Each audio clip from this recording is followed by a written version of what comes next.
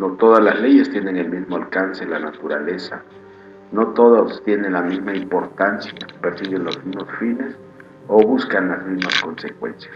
Podemos encontrar clasificaciones de las leyes como materiales, formales, generales, leyes especiales, leyes forzosas y leyes no forzosas, leyes categóricas e hipotéticas, una variedad de clasificaciones.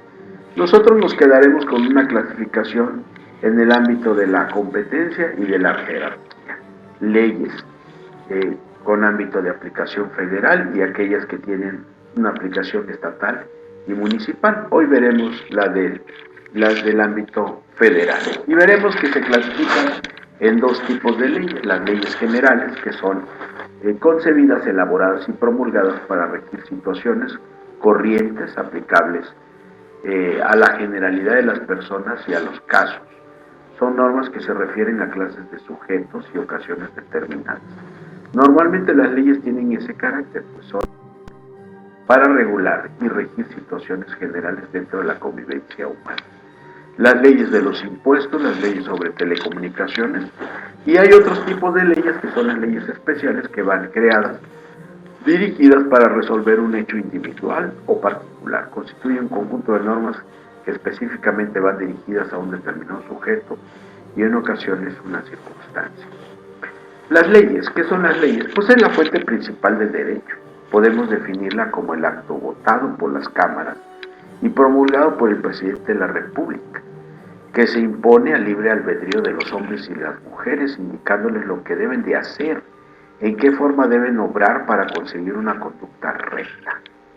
Todas las leyes son una disposición de orden general o especial, poseen un carácter permanente para regular a un conjunto de personas, de actos o de hechos, aplicándose durante un tiempo determinado, es decir, durante la vigencia de este ordenamiento que denominamos la ley.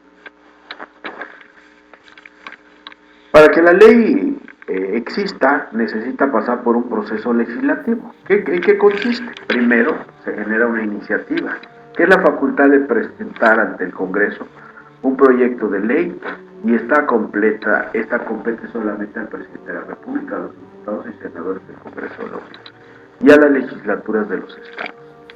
Posteriormente entramos al espacio de la discusión, que es apto por el cual las cámaras, es el acto por el cual las cámaras delinean acerca de las iniciativas para determinar si son o no aprobadas. La aprobación, que es el acto por el cual las cámaras aceptan un proyecto de ley. Y la sanción, que es la aceptación de un proyecto de ley hecho por el Poder Ejecutivo. El derecho que tiene el Ejecutivo es sancionar o de vetar. Los proyectos de ley se les llama derecho de veto. ¿Qué sigue después? La publicación. Las leyes, para que surtan sus efectos, tienen que ser dadas a conocer a quienes deban de cumplir, en este caso en los diarios oficiales, estatales o federales. Y por último, el inicio de la vigencia de la ley, que es cuando entra en vigor una ley con toda su fuerza obligatoria, sus características particulares, su naturaleza muy concreta.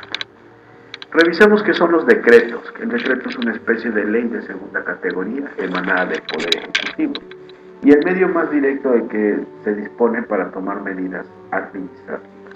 Tomando en consideración que como jefe de la administración pública debe de contarse con un instrumento jurídico efectivo, este es en el caso del presidente, que le permita traducir al público la voluntad administrativa, su voluntad administrativa. Hay diversas especies de decretos, de los cuales se pueden distinguir los simples y los que implican decretos reglamentarios.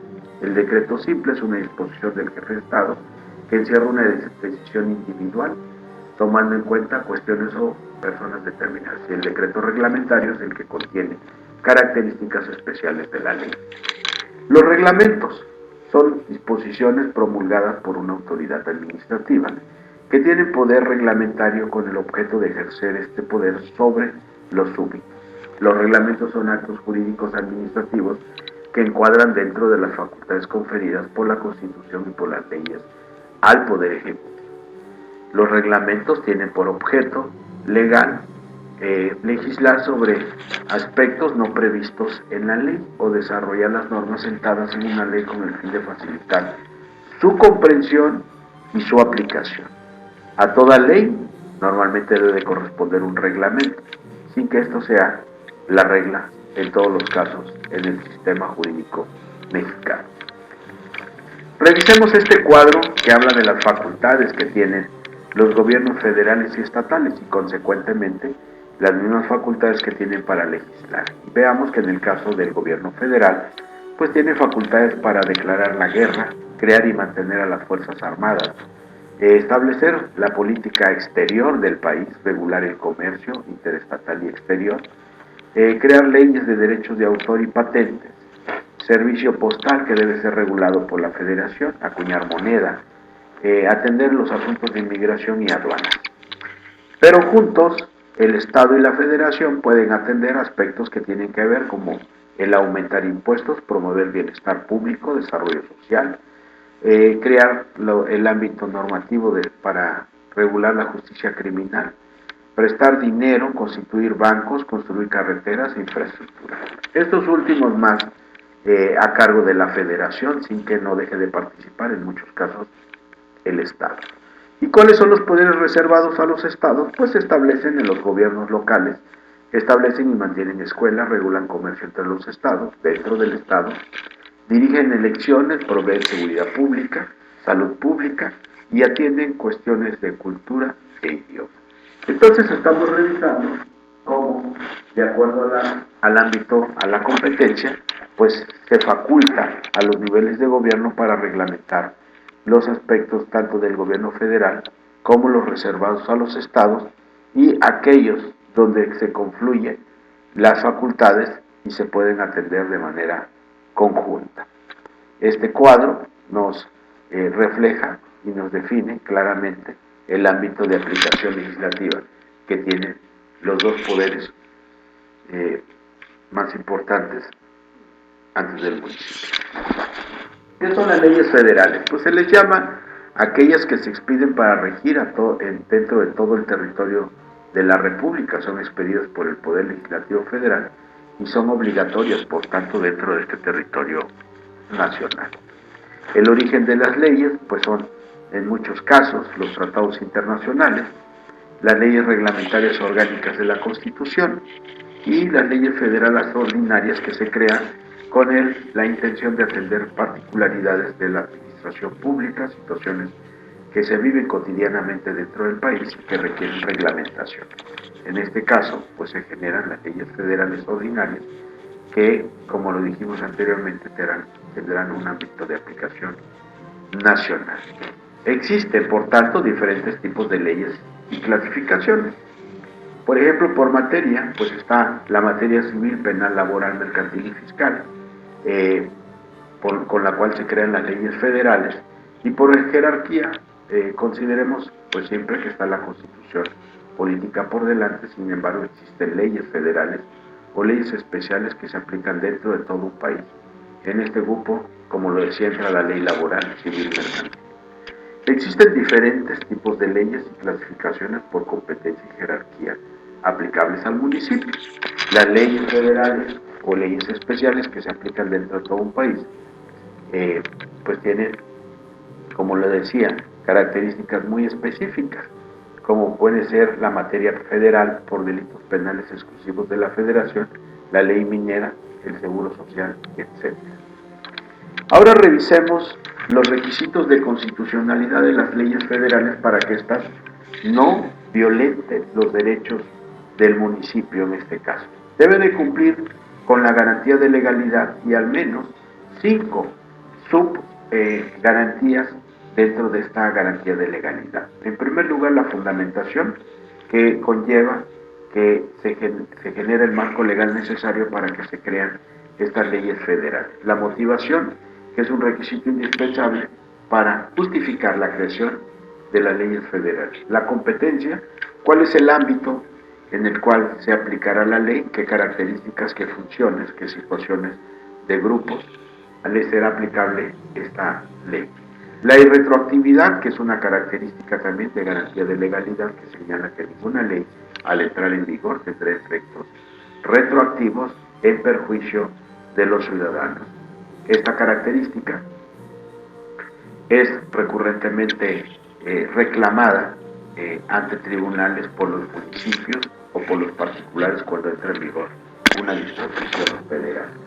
La audiencia, que es un requisito, también una subgarantía de legalidad, que implica que sean escuchados previos a la creación de las leyes para que sean consideradas constitucionales, tanto los municipios como los estados, los grupos relacionados con la aplicación, los sujetos a los cuales les será aplicable esta nueva regla. Enseguida vamos a revisar aspectos que en la Suprema Corte de Justicia se han atendido para ventilar aspectos que tienen que ver, por ejemplo, con el nivel que tienen las leyes federales y los tratados internacionales, que en este sentido pues tienen el mismo nivel jerárquico. De conformidad con el 133 de la Constitución, tanto las leyes que emanan de la Constitución como los tratados internacionales, celebrados por el Poder Ejecutivo Federal, pues ambos, las leyes federales y los tratados, cuentan con un rango inmediatamente inferior a la Constitución en cuanto a jerarquía de las normas en el orden jurídico mexicano. Por tanto, las leyes federales y los tratados internacionales cuentan con un nivel jerárquico similar. Ahora bien, teniendo la misma jerarquía, el tratado internacional no puede ser criterio para determinar la constitucionalidad de una ley y viceversa. Por ello, la ley de las cámaras de comercio, que es un caso particular que revisó el tribunal, señala que no puede ser considerada inconstitucional por contrariar lo dispuesto en un tratado internacional. Consecuentemente, ese es el nivel que tienen las leyes federales en relación con los tratados internacionales. Ahora veamos con respecto a la competencia esta tesis aislada en la cual pues se señala al gobierno del estado de Guerrero como no facultado después de haber asumido un convenio de coordinación fiscal entre la Federación y el estado de Guerrero en una adhesión al Sistema Nacional de Coordinación Fiscal, celebrado el 19 de octubre de 1979. La referida entidad Guerrero se obligó a no mantener en vigor ni crear impuestos estatales o municipales que contrariaran los límites señalados en las diversas leyes federales. Y con esto renuncia de acuerdo a esta tesis aislada, el gobierno estatal y municipal a generar leyes que contravengan las creadas desde el ámbito federal. Conforme a lo acordado en el referido convenio, así como en su anexo oficial de 1979, el Estado de Guerrero se adhirió al Sistema Nacional de Coordinación Fiscal para efectos de obtener recursos vía participación de la recaudación obtenida de los impuestos federales, que en ocasiones pues representan muchos mayores dividendos para el gobierno del Estado. En conclusión, pues hablamos de el ámbito de competencia que tienen las leyes federales en este segundo módulo y veremos que las mismas deben de respetar las facultades, los niveles de competencia que tiene también el municipio. Solamente el gobierno del Estado puede reglamentar aspectos municipales en materia de su administración, policía y gobierno, organización y funcionamiento interior, la administración pública municipal, así como emitir normas sustantivas y adjetivas en materias de su competencia exclusiva señaladas en el artículo 115 constitucional. Así como las leyes tienen su ámbito de aplicación, no pueden invadir las bases generales de la administración pública municipal que requieren una reglamentación específica.